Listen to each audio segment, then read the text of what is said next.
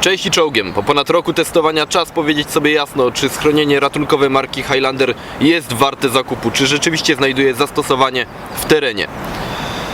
No, od razu mówię wam, że to jest jeden z tych odcinków, w których nie będę zachwalał sprzętu tak do końca.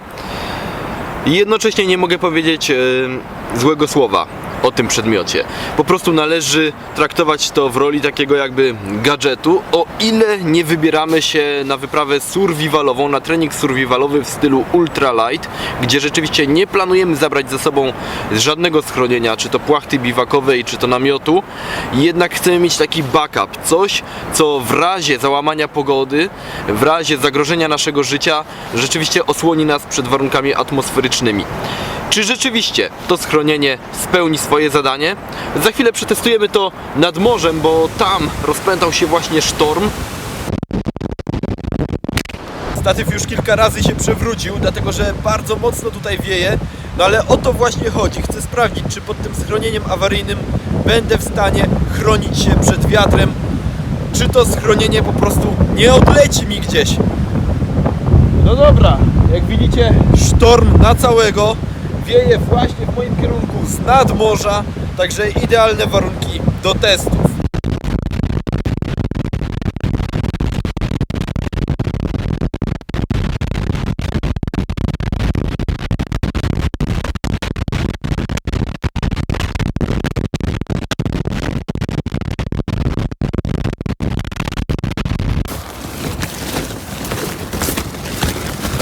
Mam rzeczywiście tutaj przestrzeń, mimo tego, że to schronienie jest targane wiatrem cały czas.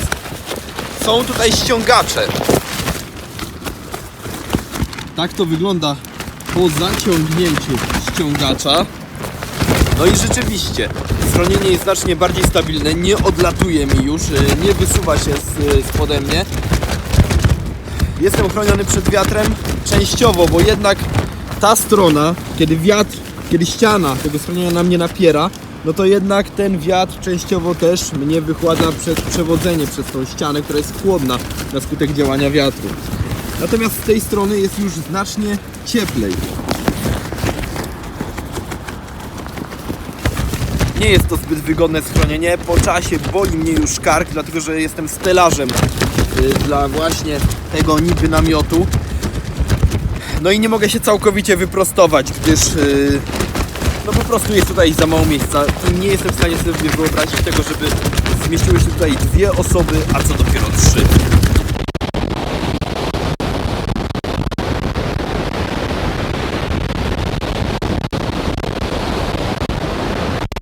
Po chwilowym zanurzeniu po zewnętrznej stronie schronienia, po wewnętrznej jest całkowicie. Podsumujmy. Bardzo prosta rzecz. Płachta biwakowa w splocie ripstop, wodoszczelna, wiatroszczelna, z wizjerami, o konstrukcji kopułowej, gdzie to my pełnimy rolę stelaża do zastosowań tylko i wyłącznie awaryjnych w pozycji siedzącej. Tak naprawdę nie spędzimy pod nią nocy, choć oczywiście możemy w jakiś sposób ją zaadaptować na takie schronienie do noclegu. To już zależy tutaj od naszej inwencji twórczej. Natomiast czy warto kupić taką płachtę? Ja wiem, że część z was nadal sądzi, że ja tutaj tylko reklamuję produkty ze sklepu i zaraz powiem kupujcie. No i być może ta część się zdziwi, bo powiem nie kupujcie tego. Jeżeli miałbym znaleźć taką sytuację w swoim życiu, że taka płachta by się przydała, to za każdym razem przychodzi mi na myśl jakaś wyprawa do Norwegii. W momencie, kiedy rzeczywiście bawiłem się w ten survival, kiedy testowałem swoje umiejętności survivalowe i wystawiałem się na te warunki atmosferyczne przy minimalnym ekwipunku, to znaczy nie zabierałem ze sobą namiotu, nie zabierałem ze sobą płachty. Pewnego razu używaliśmy folii NRC, co nie do końca się sprawdziło. Natomiast wtedy, gdybyśmy mieli, kiedy zerwał się ten deszcz nad Preikestolen, zerwał się ten deszcz, to były takie jeszcze kontrolowane warunki dosyć, no ale jednak zerwał się wtedy deszcz i jeżeli mielibyśmy zamiast tych folii NRC, z których skleciliśmy prowizoryczne schronienie, coś takiego, to dużo lepiej, myślę, byśmy na tym wyszli.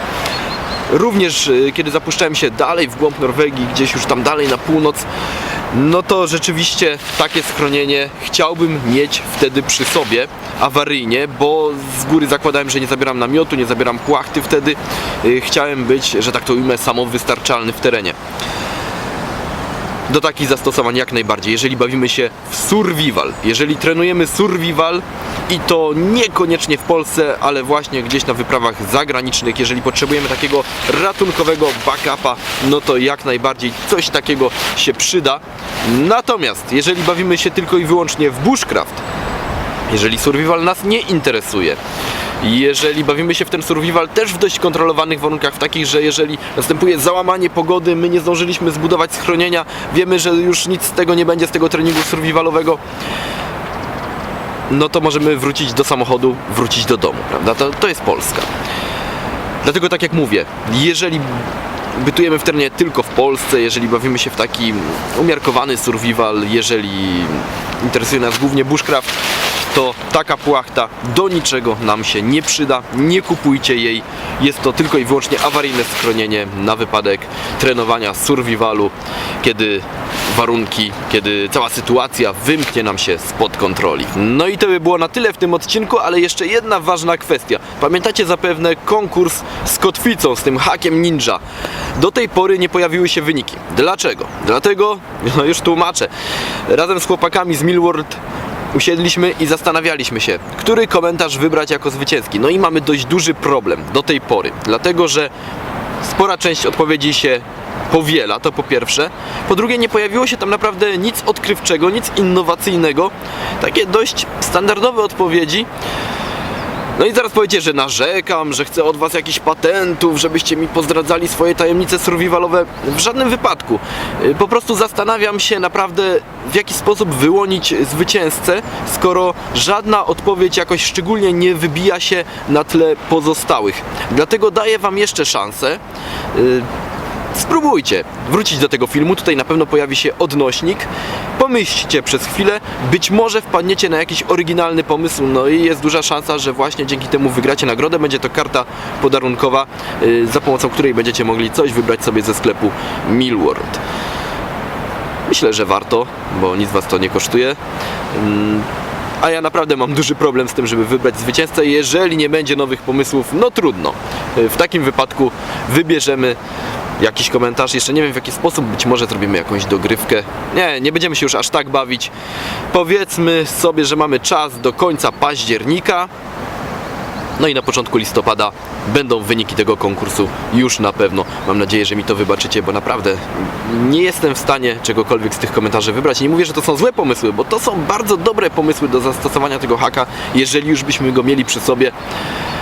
Natomiast naprawdę ciężko mi wybrać jeden komentarz, który byłby najlepszy. Także mała dogrywka do końca października, a później wyniki. W komentarzach dajcie znać, czy jako następny odcinek chcecie kolejny film z serii Testy po roku, czy może tęsknicie za odcinkami, gdzie przyglądamy się różnym gadżetom ze sklepu Millworld. Jeżeli tak, to kolejnym odcinkiem będą gadżety, jeżeli wolicie kolejną recenzję, będzie recenzja, a co do recenzji dajcie znać, co chcielibyście zobaczyć w tej recenzji. Wiecie mniej więcej, co używałem na przestrzeni lat. Część z was na pewno, ta, która regularnie ogląda nasze filmy, czy to na kanale Adventurer, czy to na kanale Millworld.